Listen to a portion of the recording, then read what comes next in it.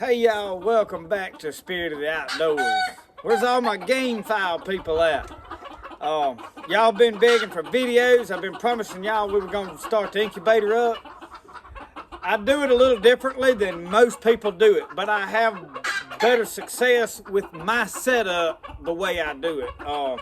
I'm not saying that doing it my method's gonna work the best for you.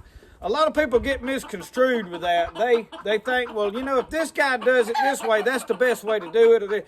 You have to play with things, because what works on one farm with one guy's environment and humidity, down here in Mississippi, we have a lot of humidity, so we can do things a little differently. You know, eggs, when you're incubating, takes a certain humidity in there to get a good hatch rate.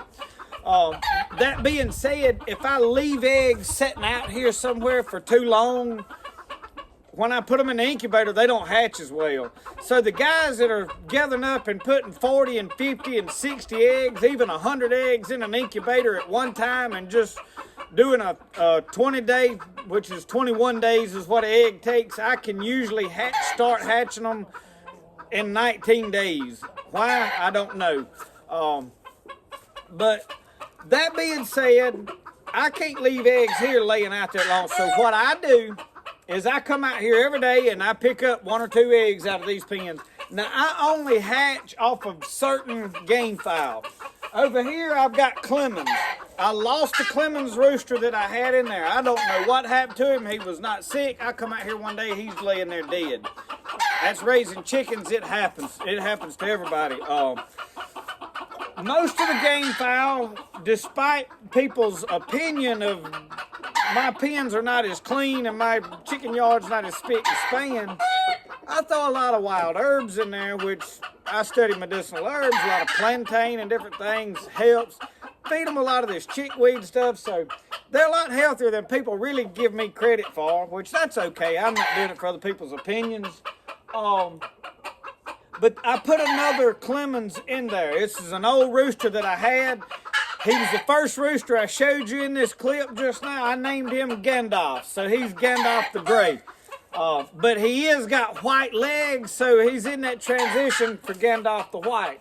And in my Lord of the Rings people, you'll kind of get what I'm talking about. Right here, I've got Kelso's. That was the next rooster that I showed you. And I think that's the only 2 I've put in the film so far. I've been in here cleaning up in pens, but I have not strawed these pens, and I have a good reason for that.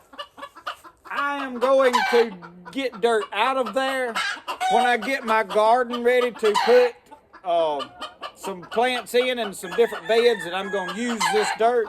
I didn't want a bunch of fresh pine straw in that because I'm going to separate it. Once that dirt comes out, I'm probably going to put some red dirt in there that's very sandy, just to fill it up.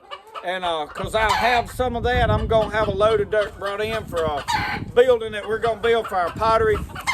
So I'll be able to steal some of that and throw it in here, and then I'll restraw over them.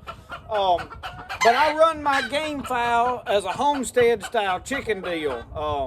It's a lot different than most gamefowl. Most of you gamefowl people are fighting chickens, and all they worry about is a yard full of roosters. I'm not set up that way. This is more of a homestead. I enjoy gamefowl. I just like those roosters. And I'm doing this on a whole different setup. In other words, I'm using the products that I'm composting in here with them. I've got a large pen that I'm composting. So that's parts of my reason for the way I do things. But we're going to start gathering up eggs. I'm going to try not to make a real long video. But I do know that y'all like to see the roosters. You like to see the chickens. So I'm going to go by and we're going to just look at a few other chickens before. I've already picked the eggs up. I've got about a carton of eggs. I will gather eggs for about 10 days.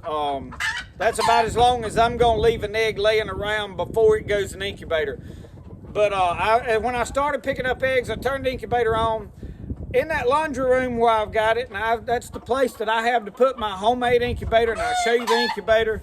It's been in some previous videos, old videos before a lot of y'all started following my channel probably. But I built it myself, and it's not the best in the world. It does work for me and what I do. As far as you putting 100 eggs in there and it hatching all of them, it's probably not going to do that. We're going to look at a few of these. let you see some. The eggs are already in there, so I've got about a little over a dozen eggs that we're gonna put in there. The way I do it is I come by every day, and if I find an egg that I want to hatch, I write what it is on there. If it's a Kelso, if it's this is Clemens, this is Kelso, this over here is Mule Train. And then that's about all. I've got a few hatch, but I really got away from hatch. I just downsized a whole lot, and I just kept the breeds that I like the most. And once you start getting into the red chickens, to me, a lot of them all look the same. I like the Kelsos, but now these Kelsos, I don't know if they eat their eggs or if they just don't lay as good. The Mule Trains produce. My Mac Rays, I like them because they will raise their own babies. In fact, I've got a pen over here that's already got babies in it. I don't even try to hatch them too much. So that's the black roosters that I have as a Mac Rays, and that's really about all that I have that I'm breeding and reproducing off of. So I'm not raising all kind of hatch and all, these spangled different things. I got away from trying to have that many chickens. So let's take a look at them and see what's going on here. That's a few of the Mac Rays right there. That's probably the youngest pair that I have. And that's a little gray hen. She's very small. She is a Clemens gray. She was supposed to go into this pen right here with Gandalf, but that hen right there will not let her stay in there. If I put that hen in there with this one that's in the pen with the rooster, she'll kill the other one. So this is that's the Kelsos. And I did come in here, y'all, and leveled up. I know it don't look clean, and they done been scratching it since I did that.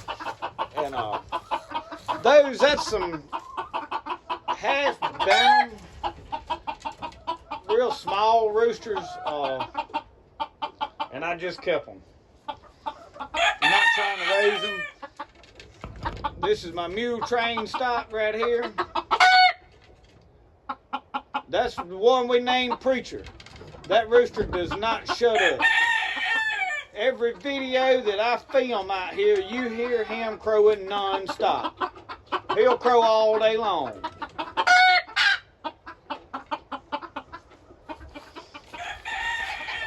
He's half Mac Ray, and I think half hatch.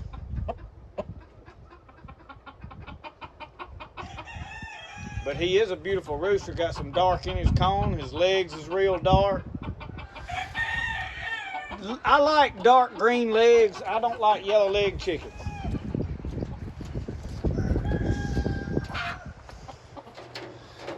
Now right here I have two roosters side by side in this.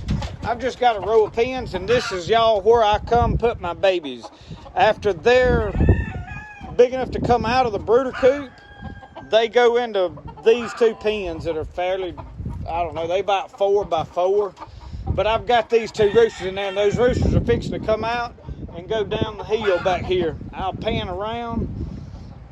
Back here behind those freezers is where I'm going to start propagating plants. So down through those woods where they'll be shaded into the summer, there's cages I've done started moving down there. You'll see that I started moving pens from here. This whole row's fixing to disappear from here. But anyway, back to these before I get sidetracked. Y'all know how I am.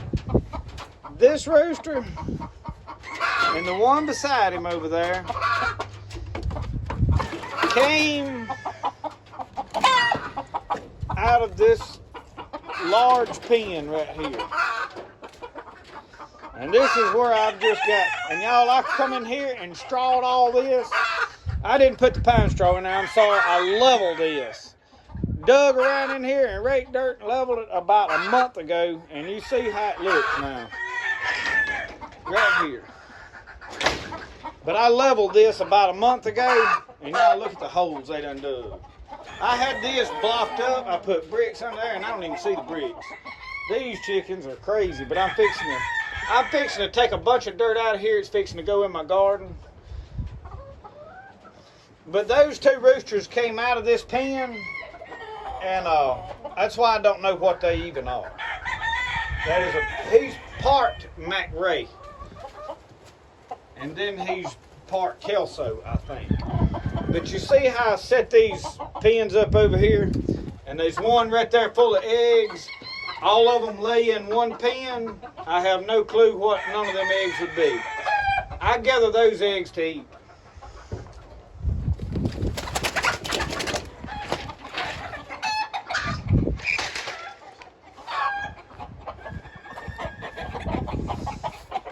Now right in here, you have to come every day. Now these, they'll try to get out here. There's a baby in here. I don't know how many, I've only seen one. There he comes, see him stick his head out.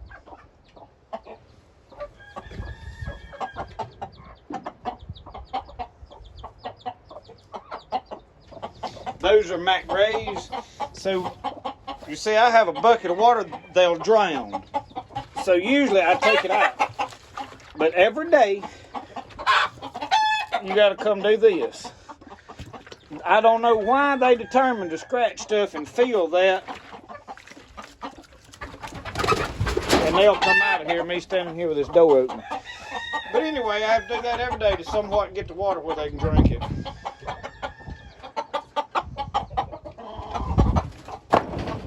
These are Mac Rays beside, and apparently those two hens are setting as well.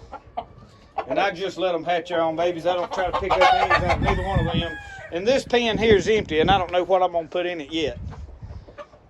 Something's going to go in it, but these are the Americanas. They're not gamefowl. Y'all wouldn't be interested in them. How y'all like these game birds right here? Oh, they're not gamefowl for the ones that don't really know. He's an old hatch rooster that I've had for a long time. His cone was cut when I bought it. I have never cut a cone in my life. That's why I have not done a cone cutting video. I was gonna do one, but I just never got around to cutting his cone. I like those dark legs. But I'm fixing to move these pens. That's why I hadn't put no effort into doing nothing with them. You see that mess? So that's why these pens is fixing to go here in the near future. Y'all, I just like getting out here and fooling with these chickens. And I have started cleaning up somewhat. You can't tell it yet, obviously. Anyway, I'm trying to. And the biggest reason is because of filming. I liable to be filming anywhere out here, filming, no telling what I'm doing, and all I realize is these junk everywhere. And it just accumulates. And anyway, I'm trying to do better. Y'all just pray for me that I'll be able to clean this place up and get it presentable. When you get the backside of your place fit for filming and video, you doing good. I promise you.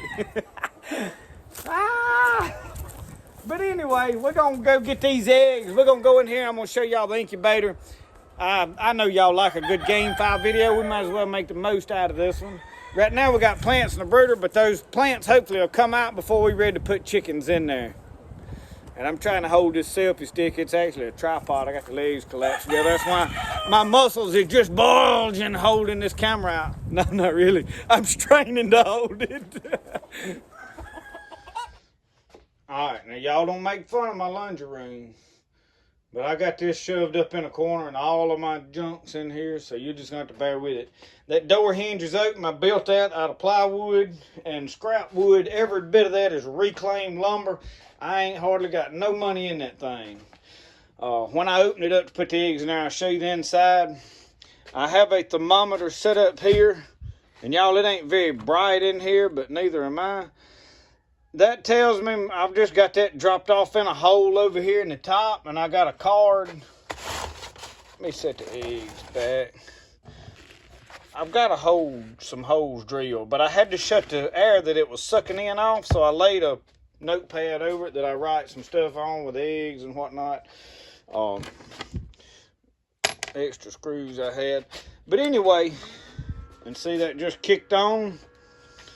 That's an ink bird. that is running that. And I have an extra one here. When you order these ink birds, they'll come either Fahrenheit or Celsius. We'll go on that rant in a minute. And this tells me my humidity, the outside temperature in this room versus inside. And you see it drop down to 98, it says in there, and this is reading 97. There's a little variance in it. And that's, I got a dozen eggs here that we're fixing to put in.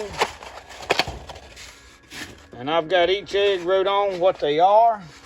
Mule train, these are all mule trains till I get right here. That one's still mule train. Those are Kelsos. That's the only two things I've got in here. And I finally picked up today one Clemens. The reason I only had one, I throwed some eggs out of that pen because I did not have the rooster in there yet. The rooster's only been in there about 4 or 5 days. I picked that egg up today. Okay, now what I do, and I'm going to go ahead and do this on all these eggs, I write today's date, the day I put them in there. And I lay them all on this middle tray because that's where I got my wires run down to. When I open this up, I don't want to even leave it open for a long period of time. So when I open it up, start putting eggs in there, you do your looking on the inside there. It's built, it's got 200-watt light bulbs right here that's kicking on and off, hooked to that ink bird. There's also a computer fan over here that is hooked to the same switch. It all kicks on and off at the same time. I put 3 trays in there. Had I insulated it a lot better, and it is insulated, but with that Mylar type insulation that we put on metal buildings, it does have a fiberglass layer in there and it's white on the inside. I probably would have been better had I turned it around and put the foil part to the inside, but anyway, I didn't. I probably should have put 2 layers of it or something thicker. And this is just a piece of glass that I siliconed in there. They may be cracks. I siliconed all these cracks up in the wood all the way around, so I tried to make it as airtight as possible because you're trying to keep a constant temperature in there.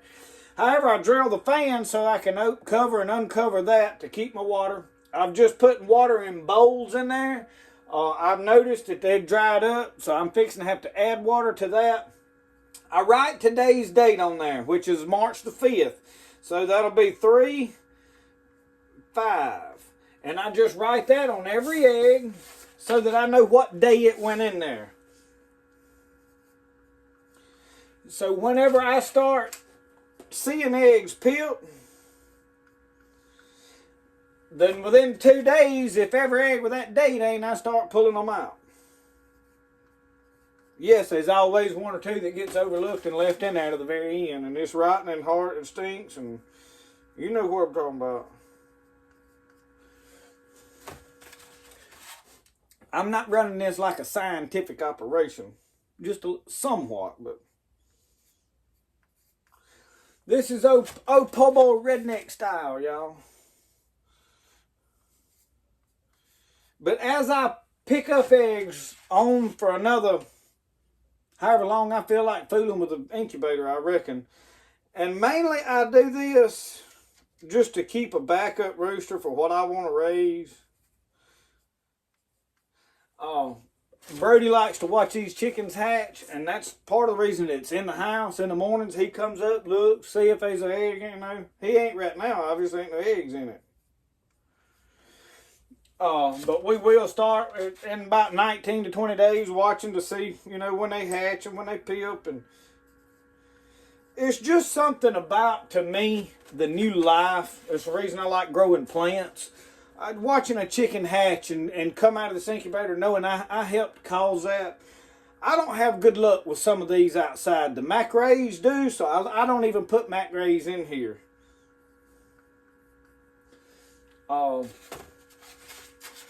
They'll hatch themselves, but these other ones, I don't know why they won't hatch. I don't know if it's probably because I don't have the nesting set up perfectly.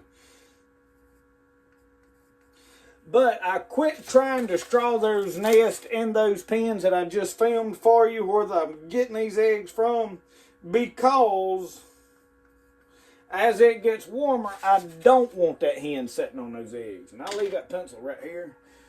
Make sure I got all of them wrote a 3/5 on. Okay. I've got 2 latches on this side right here. swing this open. Now what I do is I just lay these eggs in here. They're just all laid on. This is 1/2 inch mesh hardwire cloth, whatever you call it. We used to just call it rabbit wire, but obviously everything has to be, you know, a technical name with most people. If you don't call something a proper name, they'll just get sideways on you. Especially gun people. Call a magazine a clip and watch them folks. I do it just for fun, just to watch them twist off, but it ain't just them. The next one is snake. You call a snake poisonous? Man, somebody will come unhinged, don't you? And it just tickles me when they do. I'll do it just to see which one of them I want to get rid of off my Facebook page. Alright, I'm going to go, actually I'm going to do this differently, I think.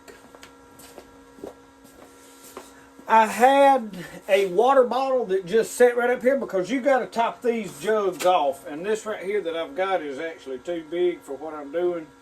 I like a small jug that I can just run in there.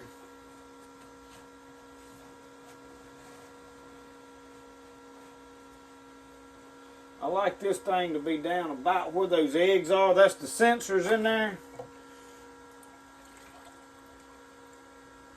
And y'all, I have germinated seeds in here. They have to stay damp. It will work. But I've got them eggs in there. I get up every morning and I come in here and I do this number right here. So that's all it is. That there is another tray outside that I had to clean up. It's just got some window screen on it, and I laid this to support it, and it just catches under there. I was originally going to put eggs on there, but they will not hatch down here in this incubator for whatever reason. So this middle tray, it gets too hot up here. If I would run them light bulbs and move them around and keep playing with it, I could probably tweak that and make it work better. No more eggs than I'm hatching. I know it works perfectly fine on this tray, and I don't hatch more eggs than that. So that's the way I do that. When I do hatch an egg up here, or a baby chicken up here, I pick him up from here and set him down here and leave him in there for about 3 days. Especially if one's struggling to come out. I have heard so many people fuss. They say don't ever help a chicken hatch. Well, with this incubator, the way I do gamefowl, I wouldn't have half the chickens out there that I've got if I didn't help them get out of there. They'll get stuck. The humidity is not perfect in there for some reason. A lot of people say, don't even put water. In Mississippi, we got enough humidity. It's 100% half time. Well, this early in the year, it's not quite that high of a humidity. And so I do put water. It just seems to work better for me. I did have a friend of mine that I worked with, a Spanish guy. He's hatching some. I have gave him chickens. He has bought chickens. And he has a lot of my gamefowl. And he said he'd done a lot better with one of those styrofoam incubators the last time when he didn't put no water at all. So that's food for thought, depending on where you're at, what your humidity is. Here in Mississippi, we have extreme humidity most of the year, especially throughout the summer. But it's even very humid in the winter because that's why it feels so cold here when the temperature really ain't that low. But I put water in there. It helps them hatch, but they'll dry out really fast the way this is set up, probably with the fan that I'm trying to circulate the air, and they'll stick to that shell. And I have had some that'll hatch.